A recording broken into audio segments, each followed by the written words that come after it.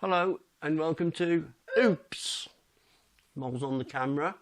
She doesn't go out in the bad weather, do you? No. Right, I'll dive straight into it, as the Americans say. Climping has taken a right battering, and I mean a battering.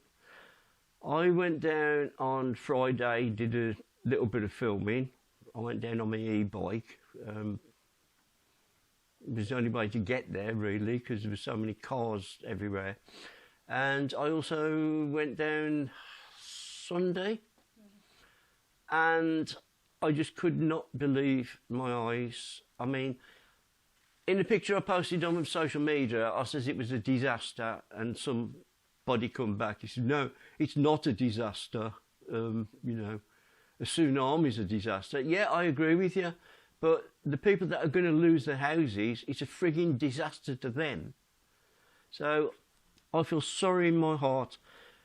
So anyhow, I went down again, and I managed to get the drone up because I've been trying for ages, but it's just too windy, and you know it could end up anywhere basically. So just have a look at the video. It's not the best video, but it just shows what's going on. And can I just ask people to like, comment and subscribe? Thank you.